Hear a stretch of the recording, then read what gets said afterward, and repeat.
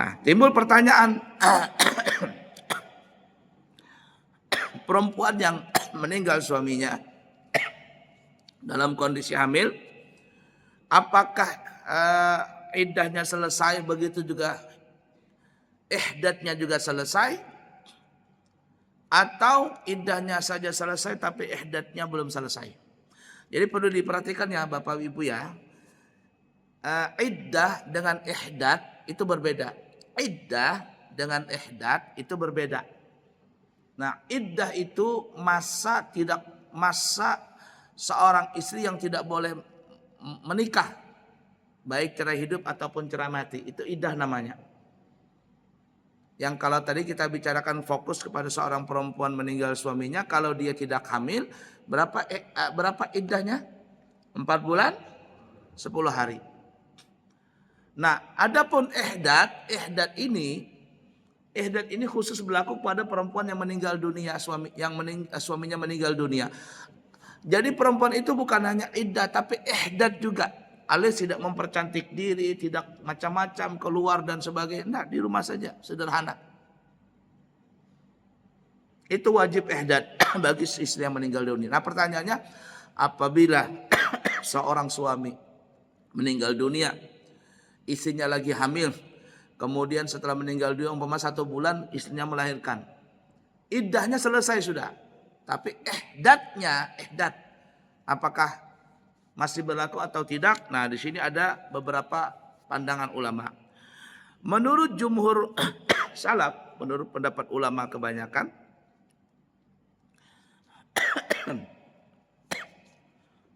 iddahnya habis setelah anaknya lahir, walaupun belum cukup daripada 4 bulan 10 hari.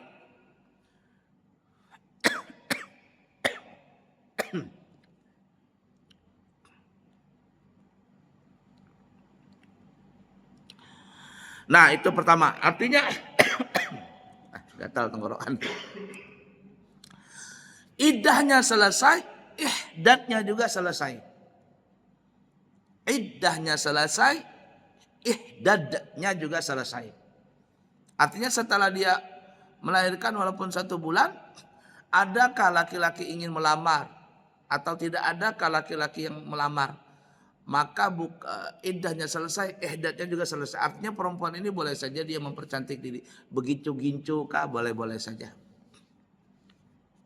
Itu menurut jumhur ulama.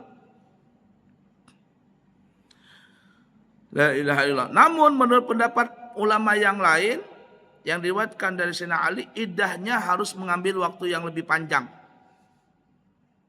daripada salah satu di antara kedua iddah itu. Artinya apabila anaknya lahir sebelum 4 bulan 10 hari, iddahnya harus menunggu sampai 4 bulan 10 hari. Ya.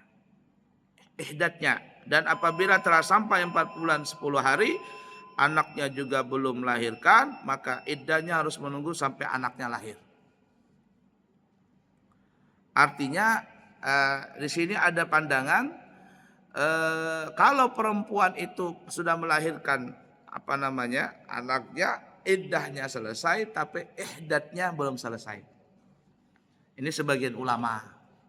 Tapi pendapat kebanyakan apa tadi ya? Iddahnya selesai, ihdatnya juga selesai.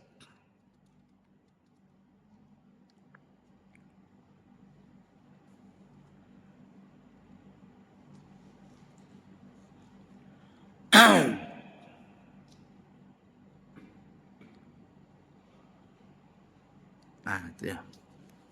Berapa? Jam 6 ya. Baik, nanti kita sambung lagi ya. Cuman begini ya, nanti insya Allah mungkin akan datang, kita akan terangkan masalah anak dulu ini, masalah perempuan hamil. Gini ya, perempuan hamil itu ada beberapa pandangan, ada beberapa sebab. Satu, perempuan yang hamil dalam kondisi hamil yang halal.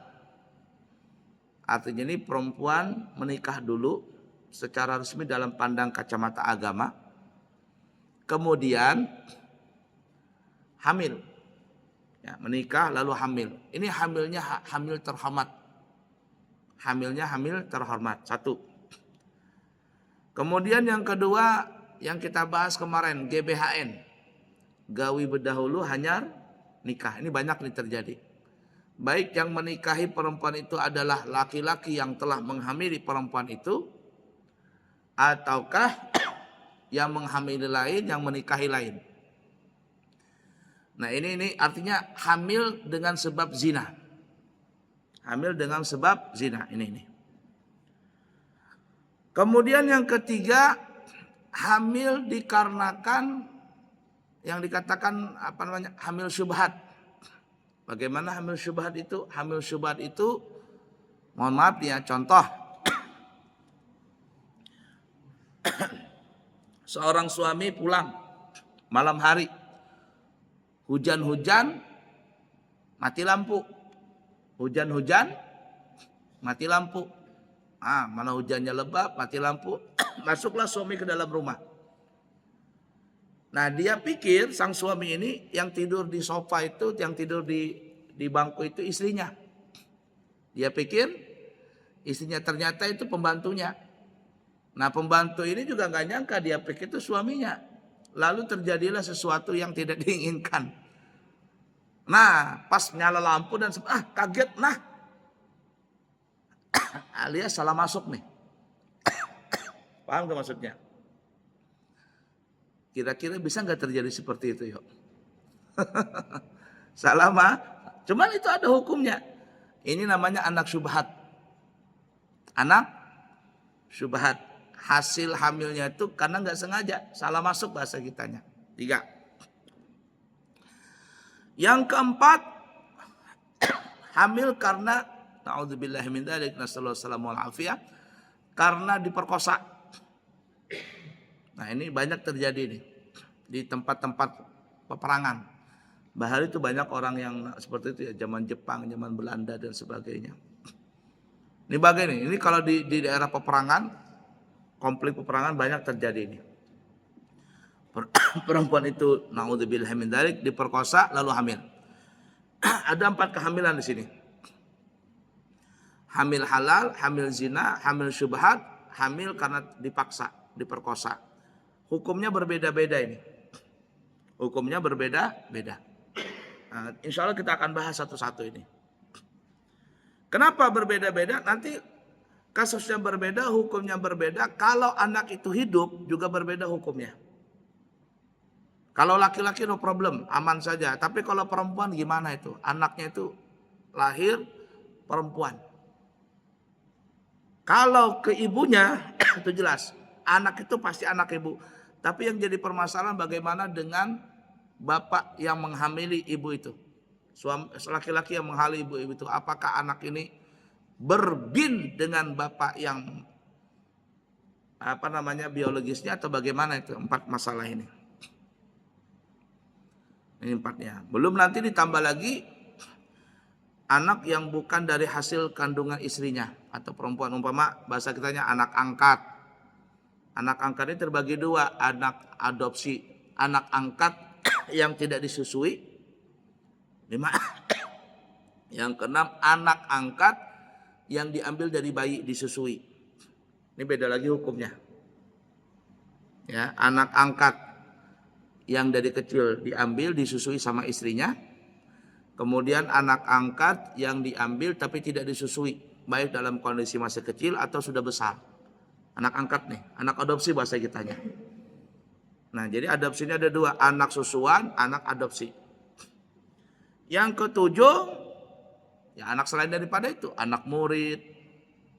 Nah anak apa lagi? Anak-anakan, nah pokoknya ini nih. Bermacam-macam kasusnya, bermacam-macam juga hukumnya. Baik, kita cukupkan dulu, insya Allah nanti itu PR ya. Ke depan kita akan bahas satu-satu tentang masalah itu semuanya. Nanti kita ulangi lagi masalah iddah dan ihdad itu supaya lebih jelas lagi karena waktunya nggak cukup nih ya.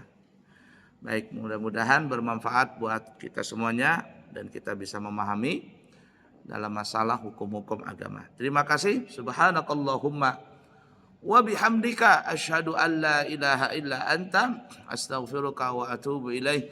Wa akhiru kalam, wassalamualaikum warahmatullahi wabarakatuh.